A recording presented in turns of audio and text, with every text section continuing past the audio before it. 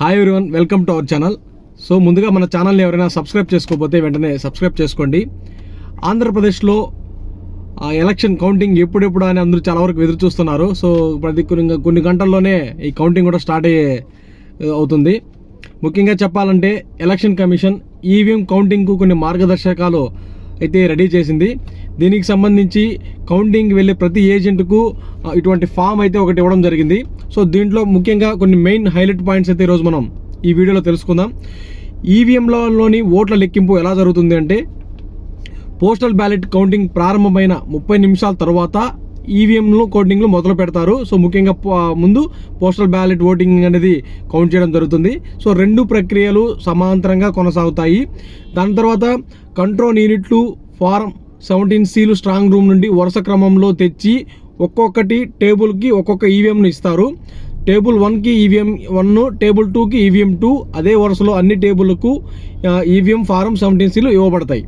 So మొత్తం ఒక round counting పూర్తి అయిన తర్వాత ఫలితాలు బోర్డుపై రాసిన తర్వాత ఈవీఎం ఫారం 17C వెనుకకు పంపించిన తర్వాత మాత్రమే తర్వాత రౌండ్ని ప్రారంభిస్తారు. సో ఫలితాల పరిశీలన అనేది ఎలా ఉంటుంది అంటే, counting agent EVM control unit పైన ఉన్న పేపర్ సీల్ నెంబర్ను అది సక్రమంగా ఉన్నదా లేనిదా అని పరిశీలించి కౌంటింగ్ ఏజెంట్ సంతృప్తి చెందాలి. టోటల్ బటన్ నొక్కినప్పుడు మొత్తం పోలైన ఓట్ల సంఖ్యను డిస్ప్లేలో కనిపిస్తుంది.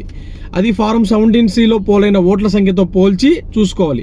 దీనిలో ఎటువంటివైనా వ్యత్యాసాన్ని కానీ తారతమ్యాలు ఏదైనా జరిగినప్పుడు ఖచ్చితంగా ఆర్ఓని పిలిచి వాళ్ళకి జరిగినటువంటి సమస్య గురించి అయితే తెలియజేయాలి. ఫలితాలను చూపడానికి రిజల్ట్ సెక్షన్పై ఉన్న ఆకుపచ్చ కాగితపు సీల్ నుంచి రిజల్ట్ బటన్ నొక్కితే అభ్యర్థులకు వచ్చిన ఓట్ల సంఖ్య డిస్ప్లేలో పైన కనపడతాయి.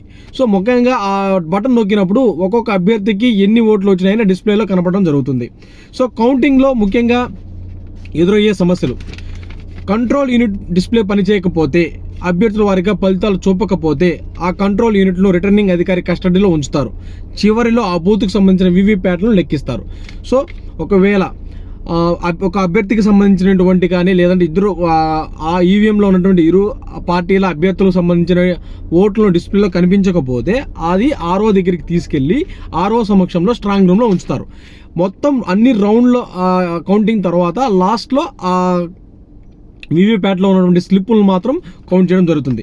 పోలింగ్ చివరన క్లోజ్ బటన్ నొక్కడం మర్చిపోతే టోటల్ బటన్ నొక్కి ఎన్ని ఓట్లు పోలయ్యాయి అని తెలుసుకొని ఫారం 17Cతో సమానంగా ఉండే ఫలితాలను రిజల్ట్ బటన్ ద్వారా తెలుసుకుంటారు. లేకుంటే లెక్కించకుండా పక్కన పెడతారు. సో అబ్జర్వర్ ప్రతి రౌండ్ టెస్ట్ చెకింగ్ ఎలా ఉంటుంది? అబ్జర్వర్ అంటే ఆర్ఓ తర్వాత ప్రతిదానికి ఒక అబ్జర్వర్ అనేది కేటాయించడం జరుగుతుంది. సో ఈ అబ్జర్వర్లు ఏం చేస్తారు? ప్రతి రౌండ్ పూర్తయిన తర్వాత అబ్జర్వర్ గారు ఏదైనా 2 కంట్రోల్ యూనిట్లను ఎంపిక చేసి ఫలితాలను సరిచూస్తారు.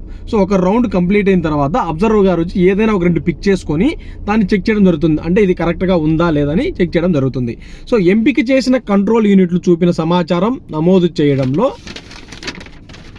తప్పులు గమనిస్తే వాటి ఫలితాలను పత్రంపై సరిదిద్దుతారు. సో అబ్జర్వర్ వచ్చి ఆ ఈవీఎం ప్యాడ్లో ఏదైనా మిస్టేక్స్ ఉన్నా, అది వాళ్ళకి ఏదైనా మిస్అండర్స్టాండింగ్స్ సరి తోకపోయినా కూడా ఏదైనా తేడాలు వచ్చినప్పుడు ఆయన అబ్జర్వర్ సరి చూస్తాడు. సో ఫలితాల నమోదు అనేది ఎలా ఉంటుంది? ప్రతి రౌండ్ చివరి ప్రతి టేబుల్ వద్ద ఉన్న counting supervisor form 17C part 2లో అభ్యర్థుల వారీగా వచ్చిన ఓట్లు నమోదు చేసి కౌంటింగ్ ఏజెంట్ సంతకములు తీసుకుంటారు. ప్రతి రౌండ్కి ప్రతి ఏజెంట్కి దగ్గర ఈ క్యాండిడేట్కి, ఈ అభ్యర్థికి ఇన్ని ఓట్లు వచ్చాయి, ఈ అభ్యర్థికి ఇన్ని ఓట్లు వచ్చాయని సో వాళ్ళకు రెండు చూపించి వాళ్ళ క్యాలిక్యులేషన్స్ వీళ్ళ క్యాలిక్యులేషన్స్ రెండు సమానమైన తర్వాత ప్రతి కౌంటింగ్ ఏజెంట్ దగ్గర సంతకం చేసుకొని ఆ రౌండ్ యొక్క విన్నింగ్ వివరాలు అనేది ఆ టేబుల్లో బోర్డు మీద రాయడం జరుగుతుంది. సో వీవీప్యాట్ల లెక్కింపు ఎలా ఉంటుంది?